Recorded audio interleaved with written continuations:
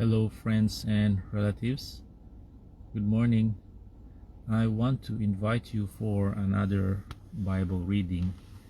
Please join and read with me the words of God in the Holy Bible. I'm going to read 2 chapters today from the book of 1 Samuel, specifically chapters 17 and 18. And it talks about the interesting story of David and Goliath. So we start now on chapter 17 of 1 Samuel. Now the Philistines gathered their armies together to battle, and were gathered at Soko, which belongs to Judah. They encamped between Soko and Azekah in Ephes Dammim. And Saul and the men of Israel were gathered together, and they encamped in the valley of Elah, and drew up in battle array against the Philistines. The Philistines stood on a mountain on one side, and Israel stood on a mountain on the other side, with the valley between them. And a champion went out from the camp of the Philistines, named Goliath, from Gath, whose height was 6 cubits and a span. He had a bronze helmet on his head, and he was armed with a coat of mail. And the weight of the coat was 5,000 shekels of bronze.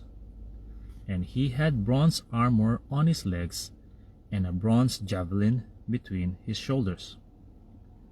Now the staff of his spear was like a weaver's beam, and his iron spearhead weighed 600 shekels. And a shield bearer went before him. Then he stood and cried out to the armies of Israel, and said to them, "Why have you come out to the line up for battle? Am I not a Philistine, and you the servants of Saul? Choose a man for yourselves, and let him come down to me. If he is able to fight with me and kill me, then we will be your servants. But if I prevail against him and kill him, then you shall be our servants and serve us." And the Philistines said, "I defy the armies of Israel this day. Give me a man that we may fight together." When Saul and all Israel heard these words of the Philistine, they were dismayed and greatly afraid. Now David was the son of that Ephrathite of Bethlehem, Judah, whose name was Jesse, and who had 8 sons. And the man was old, advanced in years, in the days of Saul. The 3 oldest sons of Jesse had gone to follow Saul to the battle. The names of his 3 sons who went to the battle were Eliab the firstborn, next to him Abinadab, and the third Shammah. David was the youngest, and the 3 oldest followed Saul. But David occasionally went and returned from Saul to feed his father's sheep at Bethlehem. And the Philistine drew near and presented himself 40 days, morning and evening. Then Jesse said to his son David, "Take now for your brothers an ephah of this dried grain and these 10 loaves, and run to your brothers at the camp, and carry these 10 cheeses to the captain of the 1,000, and see how your brothers fare, and bring back news of them." Now Saul and they and all the men of Israel were in the valley of Elah, fighting with the Philistines. So David rose early in the morning, left the sheep with the keeper, and took the things, and went as Jesse had commanded him. And he came to the camp as the army was going out to the fight and shouting for the battle.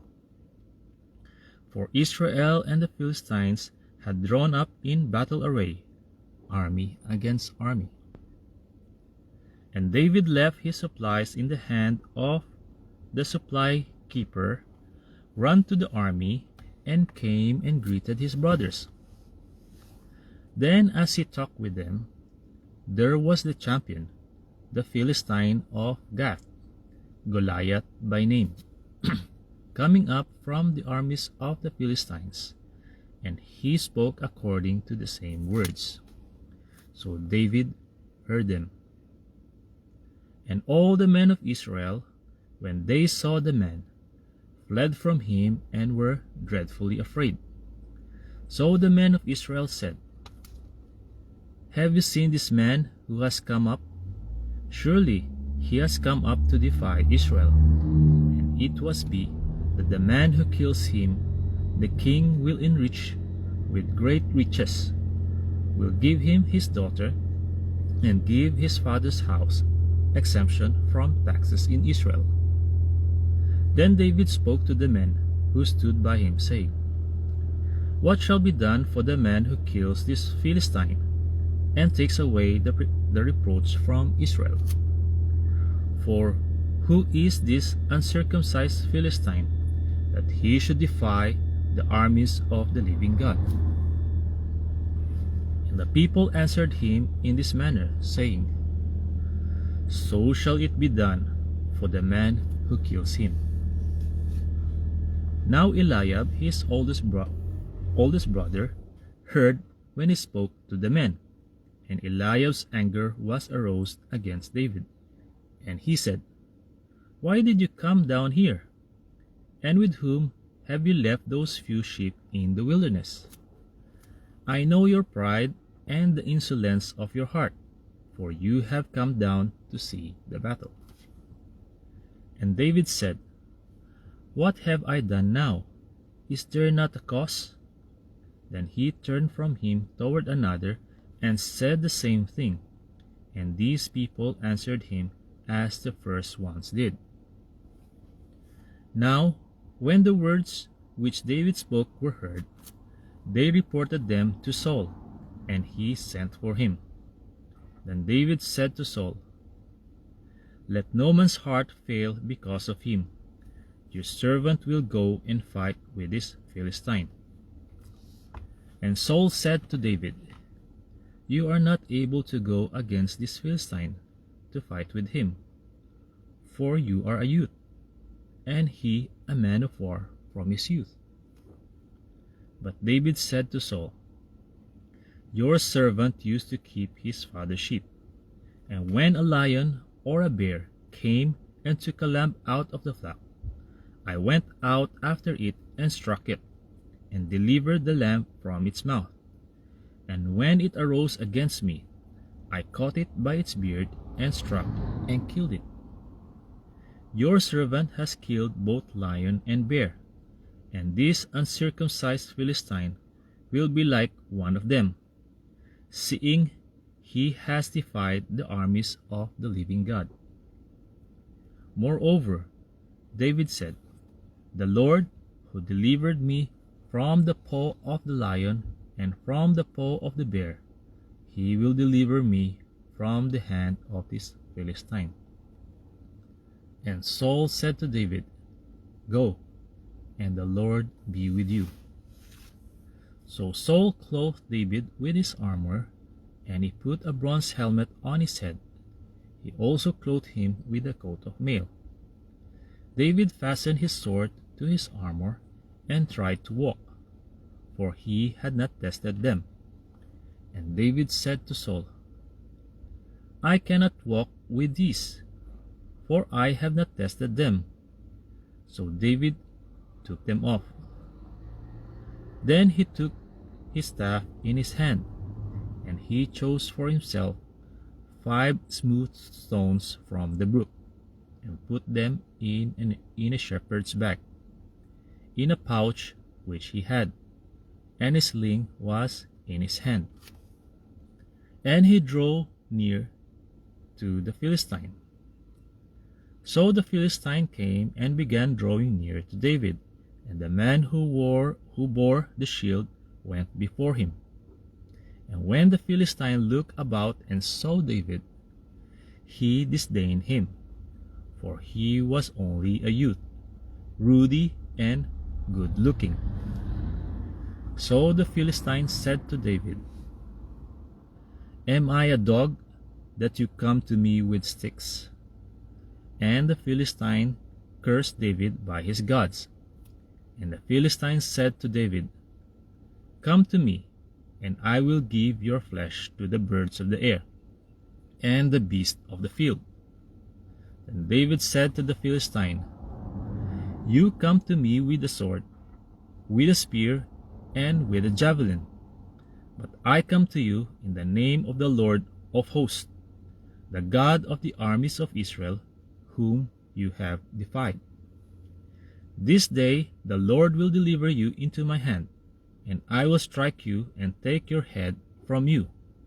And this day I will give the carcasses of the camp of the Philistines to the birds of the air and the wild beasts of the earth, that all the earth may know that there is a God in Israel. Then all this assembly shall know that the Lord does not save with sword and spear, for the battle is the Lord's, and he will give you into our hands." So it was, when the Philistine arose and came and drew near to meet David, that David hurried and ran toward the army to meet the Philistine. Then David put his hand in his bag and took out a stone, and he slung it and struck the Philistine in his forehead, so that the stone sank into his forehead, and he fell on his face to the earth. So David prevailed over the Philistine with a sling and a stone, and struck the Philistine and killed him. But there was no sword in the hand of David. Therefore David ran and stood over the Philistine, took his sword and drew it out of his sheath and killed him, and cut off his head with it. And when the Philistines saw that their champion was dead, they fled.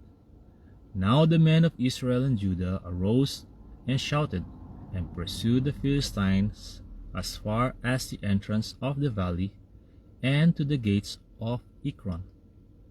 And the wounded of the Philistines fell along the road of Shaaraim, even as far as Gath and Ekron. Then the children of Israel returned from chasing the Philistines, and they plundered their tents. And David took the head of the Philistine and brought it to Jerusalem, but he put his armor in his tent. When Saul saw David going out against the Philistine, he said to Abner, the commander of the army, "Abner, whose son is this youth?" And Abner said, "As your soul lives, O king, I do not know." So the king said, "Inquire whose son this young man is." Then, as David returned from the slaughter of the Philistine, Abner took him and brought him before Saul with the head of the Philistine in his head. And Saul said to him, "Whose son are you, young man?"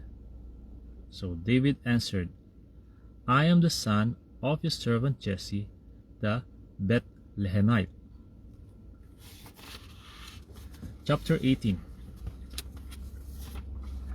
Now when he had finished speaking to Saul, the soul of Jonathan was knit to the soul of David, and Jonathan loved him as his own soul.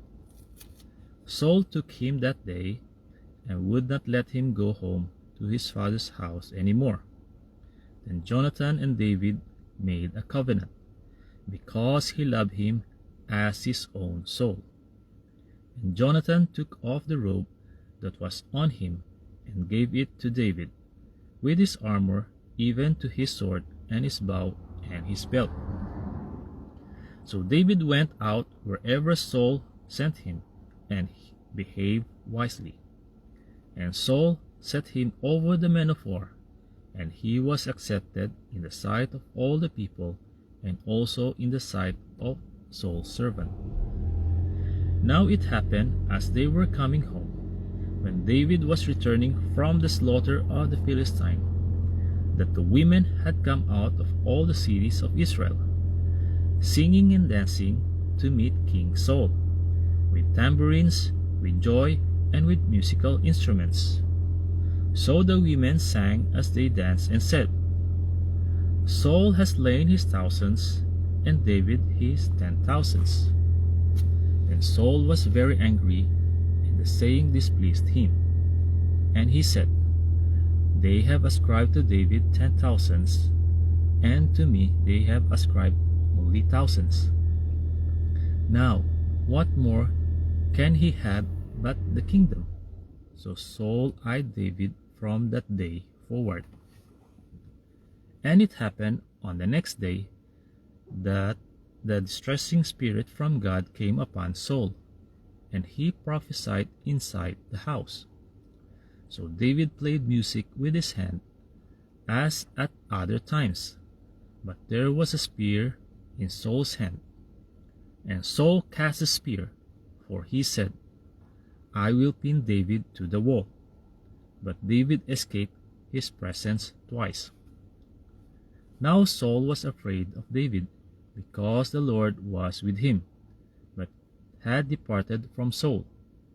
Therefore Saul removed him from his presence, and made him his captain over 1,000. And he went out and came in before the people. And David behaved wisely in all his ways, and the Lord was with him. Therefore, when Saul saw that he behaved very wisely, he was afraid of him. But all Israel and Judah loved David, because he went out and came in before them. Then Saul said to David, Here is my older daughter Merab. I will give her to you as a wife. Only be valiant for me and fight the Lord's battles. For Saul thought, Let my hand not be against him, but let the hand of the Philistines be against him. So David said to Saul, Who am I, and what is my life or my father's family in Israel, that I should be son-in-law to the king? But it happened at the time when Merab, Saul's daughter, should have been given to David, that she was given to Adriel the Meholathite as a wife. Now Michal, Saul's daughter, loved David, and they told Saul, and the thing pleased him. So Saul said, I will give her to him, that she may be a snare to him, and that the hand of the Philistines may be against him. Therefore Saul said to David a second time, You shall be my son-in-law today. And Saul commanded his servants, Communicate with David secretly, and say, Look, the king has delight in you, and all his servants love you. Now, therefore, become the king's son-in-law. So Saul's servants spoke those words in the hearing of David. And David said, That it seemed to you a light thing to be a king's son-in-law, seeing I am a poor and lightly esteemed man? And the servants of Saul told him, saying, In this manner David spoke. Then Saul said, Thus you shall say to David, The king does not desire any dowry, but 100 foreskins of the Philistines, to take vengeance on the king's enemies. But Saul thought to make David fall by the hand of the Philistines. So when his servants told David these words, it pleased David well to become the king's son-in-law. Now the days had not expired. Therefore David arose and went, he and his men, and killed 200 men of the Philistines. And David brought their foreskins And they gave them in full count to the king, that he might become the king's son-in-law. Then Saul gave him Michal his daughter as a wife. Thus Saul saw and knew that the Lord was with David, and that Michal, Saul's daughter, loved him. And Saul was still more afraid of David. So Saul became David's enemy continually. Then the princes of the Philistines went out to war, and so it was, whenever they went out, that David behaved more wisely than all the servants of Saul, so that his name became highly esteemed. Friends and relatives, that's all for today. But before I go, if you think my Bible reading will benefit you and your beloved friends, then I would like to request you to please feel free to share it in your profile. In that way, the word of God will spread and be heard from every part of the earth. Thank you very much for listening. God bless you all. To God be the glory, honor, and highest praise. See you on my next Bible reading. Bye-bye.